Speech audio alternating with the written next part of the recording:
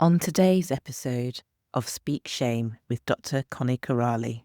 I was 8 months pregnant. I was in right congestive heart failure, and I went through a very traumatic birth.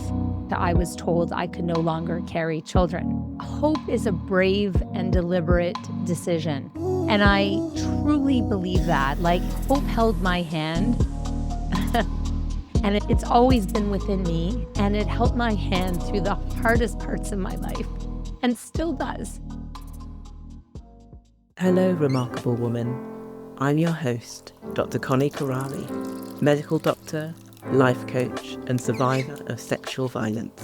And you're listening to Speak Shame, a collection of inspiring conversations with remarkable women who have faced and overcome adversity. By sharing their stories, my hope is that you may find strength, connection, and hope in your own journey, and that shame itself loses its power. So sit back, relax, and don't forget to follow the show. Joining me on this week's episode is the remarkable Alison Beder Solway. Alison is a debut author whose work is fueled by her belief that hope is a brave and deliberate decision. As a fitness expert and founder of ABS Fitness, an online platform dedicated to women's health and empowerment, Alison is passionate about helping women build strength both inside and out, any stage of life. In her memoir, The Miles We Run, she chronicles her deeply personal journey to motherhood through surrogacy and the transformative lessons she gained along the way. These lessons later inspired her as she trained for and completed the New York City Marathon. And while these two experiences were vastly different, they were united by themes of perseverance, patience, and resilience. So thank you so much, Alison, for joining me today. Oh, thank you so much. What a lovely introduction, Connie. Thank you. Excited to be here. Oh, so excited too. And we're going to kick things off. And normally I ask my guests, if your life was turned into a book, what would happen in chapter 1? But obviously you have written this book, and we're going to get into this book. But I'd like you, for my listeners who maybe haven't read the book, haven't seen that yet, could you describe for me that chapter 1? Could you give the listeners a flavour of who you are? Absolutely. So The Miles We Run chronicles a very significant part of my life. And it really started when I became pregnant with our eldest child. And I had a very challenging pregnancy, but I didn't really recognize while I was in it how challenging it was because I had never been pregnant before. I was the first of my friend group to get pregnant. So my obstetrician kept telling me that everything was normal, even though internally I had a little nudge saying it's not normal and you're not okay. And finally, I listened to that voice, and I was 8 months pregnant, and I took myself to the hospital where I had been seeing my obstetrician, and they weren't there, but I was immediately admitted. I was in right congestive heart failure, and I went through a very traumatic birth. Thank goodness my daughter was okay. She was just very small. And I was a real quandary for the doctors. Nobody really understood what had happened to me. And about a month later, I was diagnosed with hereditary hemorrhagic telangiectasia, which is a mouthful. It's called HHT, but it's a hereditary genetic condition. And essentially, I have malformed veins in my liver and in my lungs. And what happens with somebody who has HHT in their liver and lungs, they pump twice the amount of blood through their body on a normal day. So my body's become accustomed to that over my life. But when a woman becomes pregnant, their blood flow doubles. So mine quadrupled, and my heart couldn't sustain the amount of blood being pumped through it. And it brought everything to light. It also brought a very devastating discussion with my doctor that I was told I could no longer carry children. And I grew up in a home that, I had two siblings who I am exceptionally close with. And I had always wanted more children. I had always envisioned myself having three kids. I think when you're young and ideal, I'll find the perfect mate, we'll have a baby, we'll start our family. You don't really think of things that can go wrong. So our path, became quite challenging. And in that initial doctor's office, and I write all about this in the Miles We Run, I had to pivot and figure out how I was going to have more children. And surrogacy is something that I had heard about, but remember 26 years ago, there was no Google. The internet wasn't what it is today. Celebrity, there wasn't a huge celebrity, I want to say, endorsement of surrogacy. It was shrouded in silence, and getting the information I needed was exceptionally challenging. And that would be the first chapter, I suppose, or the beginning, the introduction of the Miles We Run, and a significant part of my life. Yeah, thank you. Thank you so much, Alison, for sharing that. And I really highly recommend anyone listening to this to go and get that book. And I've read Thank it from you. cover to cover, and you really feel like you're invited into your family and feel like you're a part of this journey. And it really was a journey. And I wonder, going into that doctor's office and hearing that news, how you felt at the time of hearing that. It was an out of body experience. I stopped hearing her words. I felt as if the walls of the room were literally closing in on me. Um, I was just so beyond devastated. And I had to find a courage within myself to say, you're going to get through this, and we're just going to have to figure out how. A lot of shame involved in being told your body doesn't work like it's supposed to. I never really, and we can discuss this a little later, but I never really processed really Yes. what we went through until much later on. The book came to life because when we started our surrogacy experience, I journaled our entire journey. So one journal turned into two journals, turned into three journals. We had a very rocky road to success. And these journals initially started out as something that our future child could read and know how much love we had for them prior even to their conception. Mm. So they became a stream of consciousness for me. They became, I want to say, almost like therapeutic for me while we were going Mm. through it, that I could just be completely raw, open, honest with no judgment. And almost like a release, getting it out of my head and onto paper was hugely helpful. Yeah, and I appreciate as well you really putting this all into context, not just how you felt at the time, but actually surrogacy wasn't something that everyone knew about or talked about. Right. And so reading the book, the amount of work, the journey that you went through, and I wonder if you could just describe for the listeners this process, this journey that you went through. Um, Of course. pretty much just the two of you going through this. How did it all happen? So, surrogacy isn't really just about finding another woman to carry your child. There's so many nuances that go Mm. into finding the right woman. There's a lot of legal uh, I's and T's that need to be dotted and crossed. And every jurisdiction has different laws regarding surrogacy as well. In the US, every state is different. And in Canada, it's clear that you can't reimburse a surrogate for carrying your child, but you can reimburse for expenses. And that's pretty new. When we were going through it, again, it was 26 years ago, you could reimburse within a certain range, very gray area. So the legality is of surrogacy and finding the right reproductive lawyer who is going to represent the intended parents and the surrogate and look out for their best interests.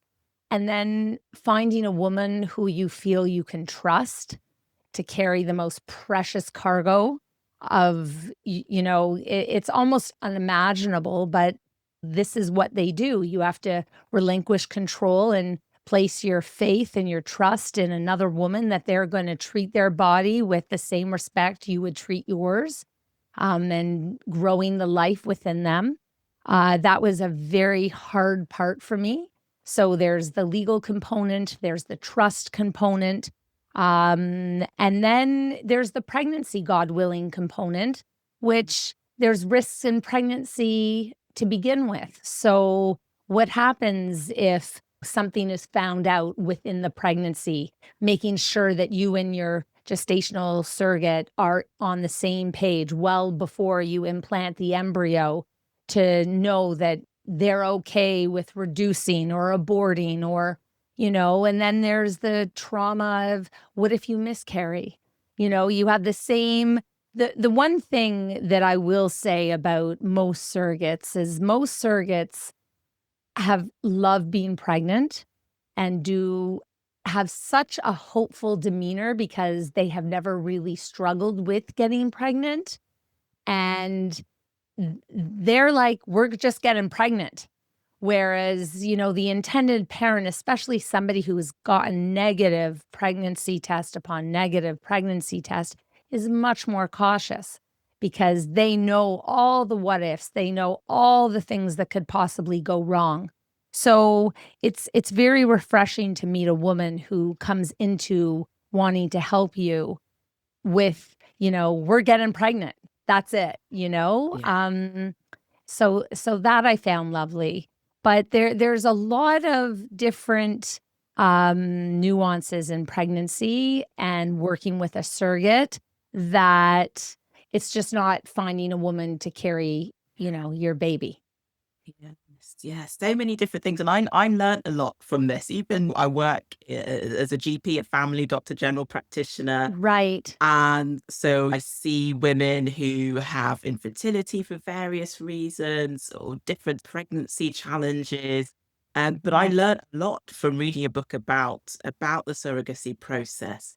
And what did you feel the support was like as you went through this? Because you're talking about all these different factors that are involved. Yeah. How was that for you? I think it's very different today. I think there's Mm. so much more support out there today. There was hardly any support when I was going through this. And I have to be honest, when we found out that I had HHT and we also found out I couldn't carry any more children, we spoke of the HHT. I did not tell anybody. Mm. Other than our immediate family, literally my parents, my husband's parents, and our siblings, um, that I couldn't carry anymore. I didn't want to talk about it.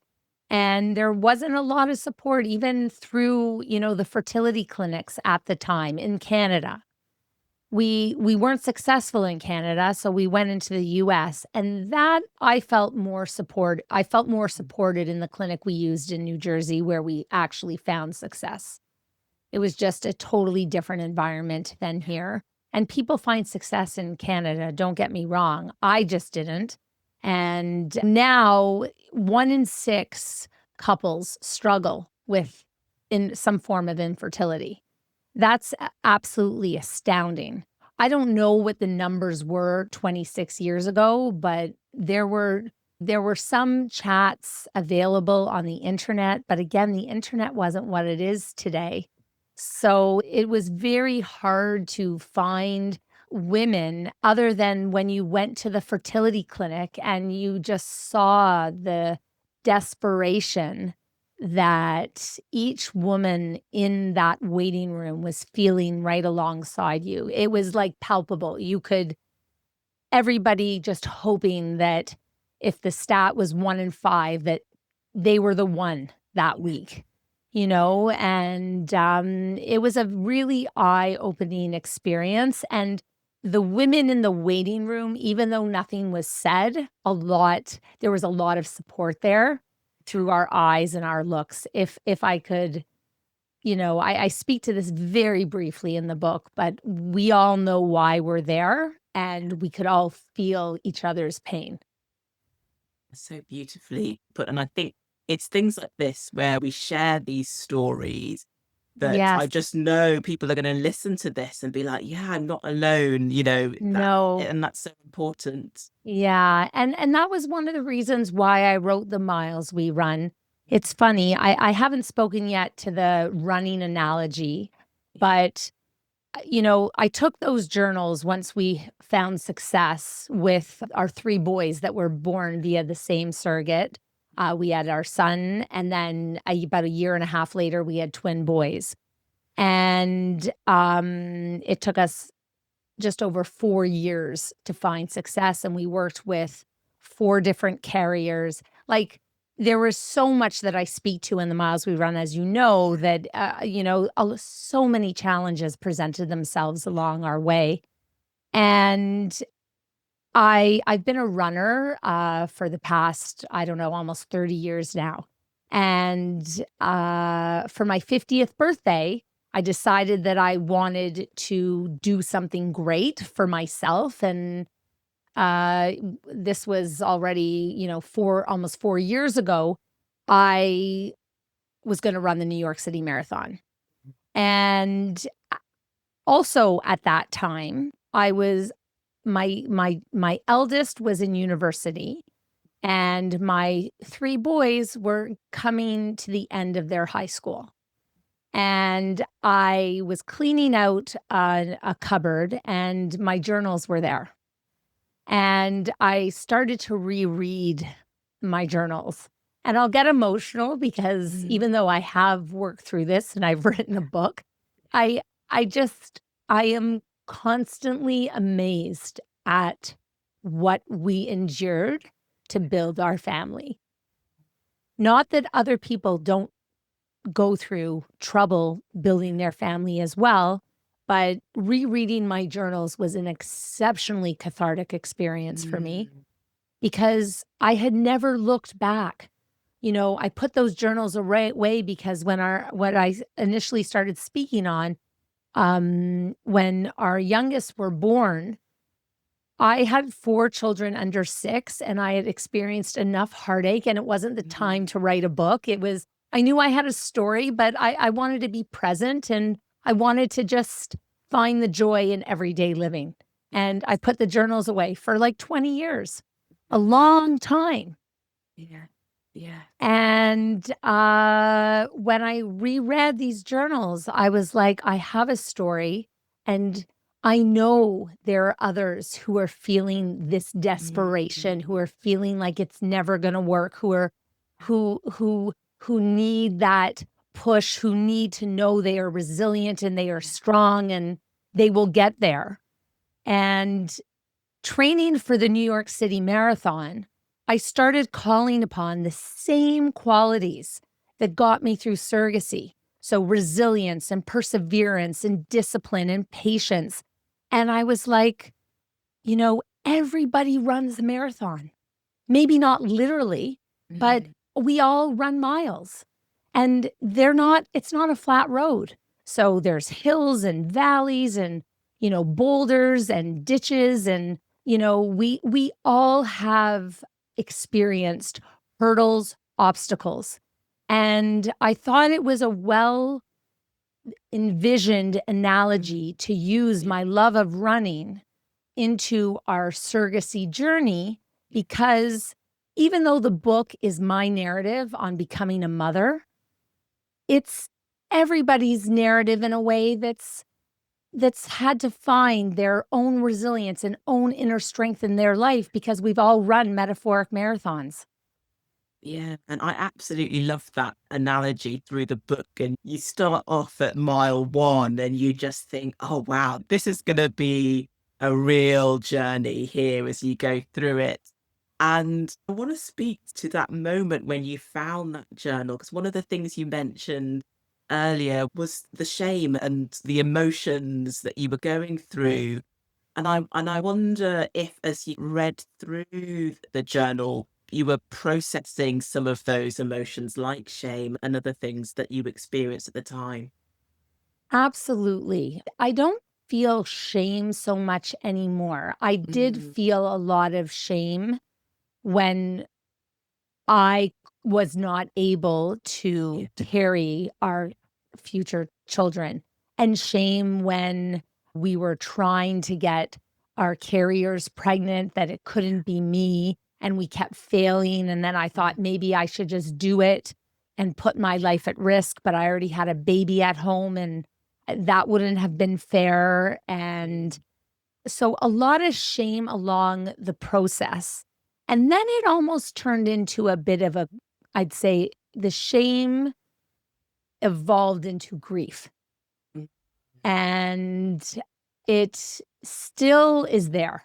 I yeah. wish I could say that it's not, but every time I see a pregnant person, even though I have no intention of, having more children, I'm going to be 54. And I think pregnancy is such a beautiful thing. There is grief that I Yeah. wasn't able to give that to my 3 kids. Yeah. So it's, infertility is a very hard struggle.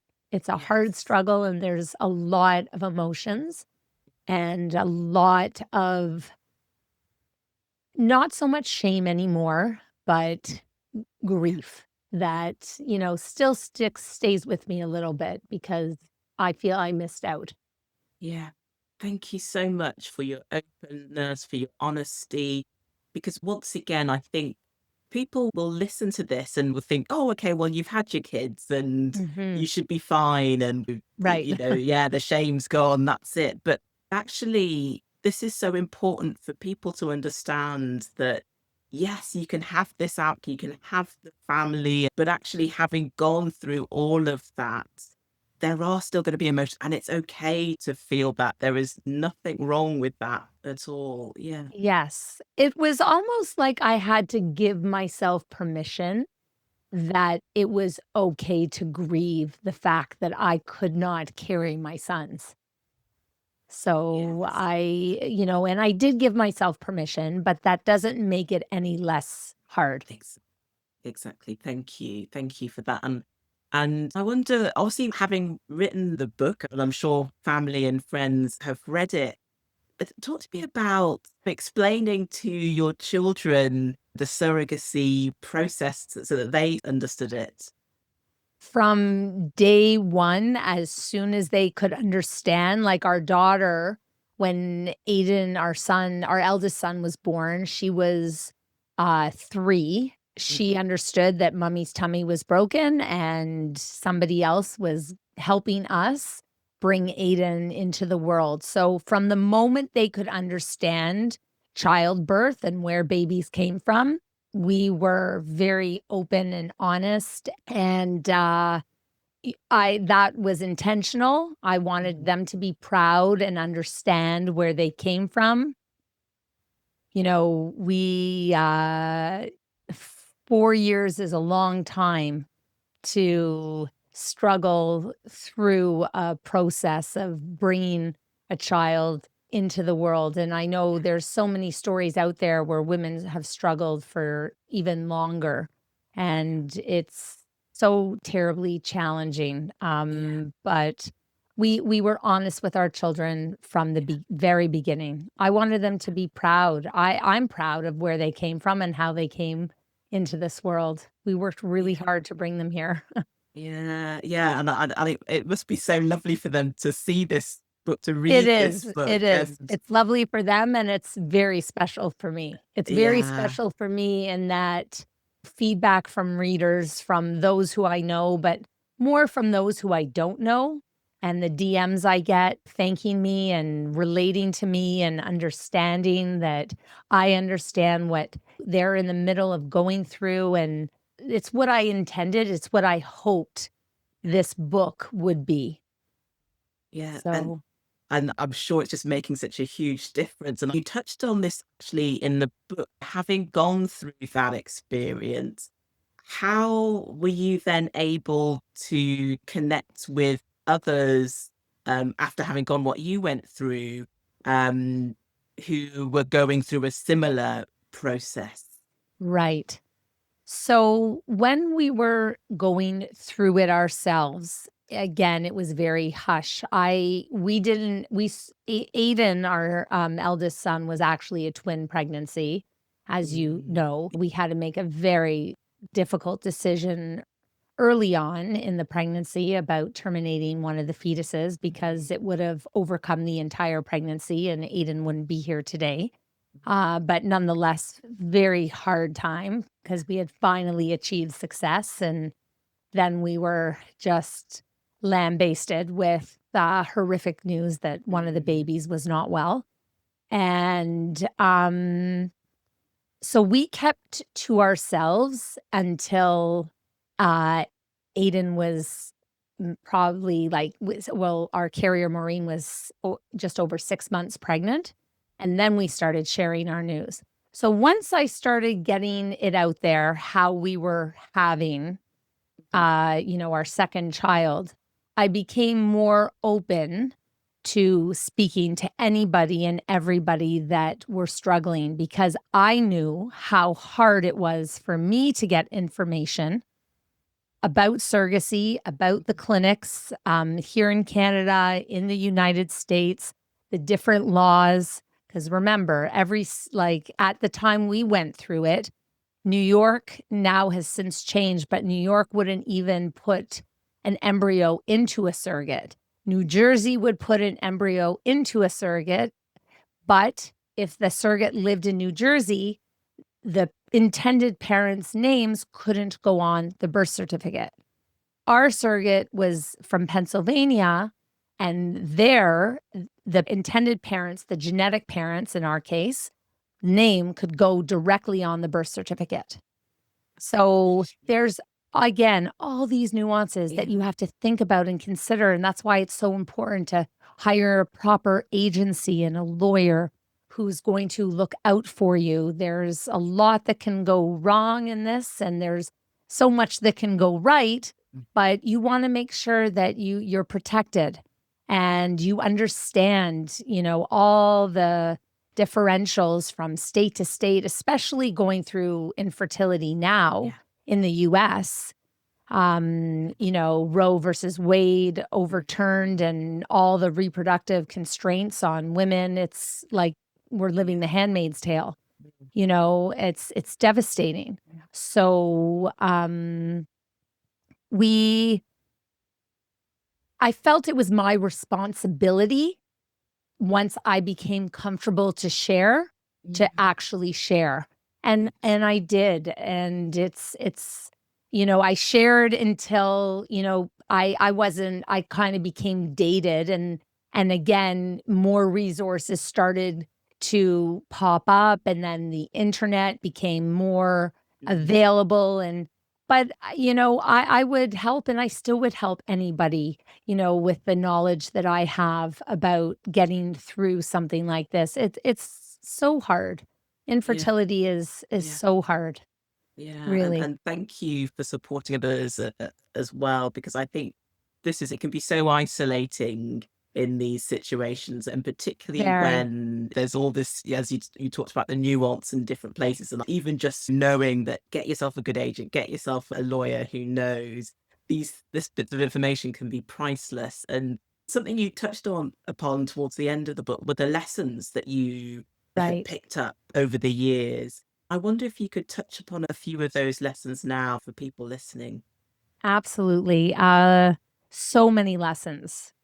But I think, in the book, I talk about the lesson of resilience Mhm. and how resilience is a muscle and how it strengthens through discomfort, and you need to use it. So you need to be uncomfortable and get through uncomfortable situations and challenges to become more resilient.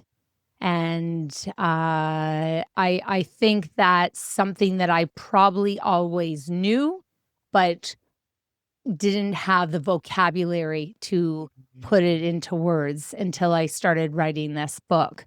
And we all are resilient. Us women understand what having inner strength is. And, again, the narrative in The Miles We Run is mine. However, I truly hope the reader is able to recognize through my narrative their story and their hurdles, obstacles, and the inner strength and resilience they found within themselves to overcome. I think one of the most important lessons that I have learned over my life, and with surrogacy in particular, is education and advocacy, and being an advocate for yourself and educating yourself so you can take the control and the reins. And when I say control, I mean there's only so much you can control, but you can control what you know. And for 2 years of our surrogacy journey, I just allowed a doctor to tell me what path I should go on, why he's doing what he's doing. I didn't ask questions. And I'm a smart woman. And the desperation was just so prevalent. And all I saw was, I had like blinders on. I just saw that I wanted a baby at the end. The finish line was that baby. And it didn't matter how I got there. Same when I was pregnant. I listened to my obstetrician when my inner voice was saying something's not right. But they were the experts. So I listened. I didn't inquire. I wasn't curious. And it took two very hard lessons to learn that advocacy and education are exceptionally important, and that we need to be our own advocate when it comes to our health and everything else in life. There is nothing wrong with being curious and asking questions. Yes. So, and I'm so glad you brought that up, because it is so important. And you could think that, oh, okay, well, they're the expert, they're going to know everything. But actually having that knowledge yourself just means that you go in there with the ability to question things. And I think it was right. lovely that you mentioned that. And you might be faced with dissent sometimes. A lot of people who are in positions of power, and I say that with quotation marks, because we look at them as, in a position of power. And there are wonderful lawyers and doctors and, professionals out there, but there's nothing wrong with asking questions. And we sometimes shy away from that because we're not confident in the question we're asking, or we don't want somebody to think less of us. But this is your life. Yeah. And you have to ask the questions, because, and even if you're met with dissent, because then if you're met with somebody who doesn't like the questions that you're asking, maybe it's time to pivot and go in a different direction. And that's exactly what we did. Our fertility doctor in Toronto didn't like the questions we were asking. And I came to realize why he didn't like the questions that I was asking, because I was asking questions about the ethics of how he was actually treating us. And a lot came to light in those conversations. Yes. So, yes, educate, advocate, Yeah. always. And this is why, you're doing things like these podcasts and meeting people. It is so important, because if someone finds themselves in a similar position and maybe they've got a gut feeling something's not right, but like you said, you Yes, have this tunnel vision, you've got your goal, it's the yes, baby, you're just going to go with it. And when you've got that emotional attachment to something, it can be that's right. difficult to think in a different way. So Yeah. Yeah. Thank you You for kind sharing. of silence that inner voice because you've been told that you're okay, or no, no, no, this is the way it should be done. And you're like, okay. And the little voice gets smaller and smaller.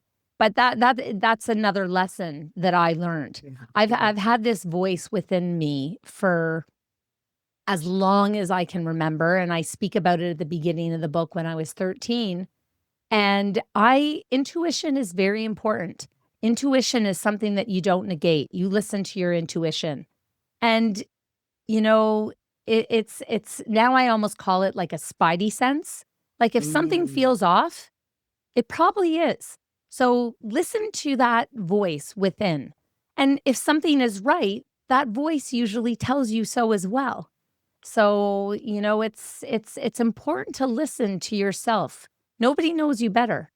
yeah. Yeah. Yeah.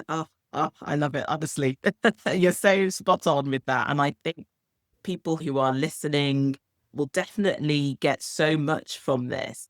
And I wonder if there's anything that we haven't touched upon today, whether it be from the book or anything else that you think, I want to make sure the listeners hear this before we finish today.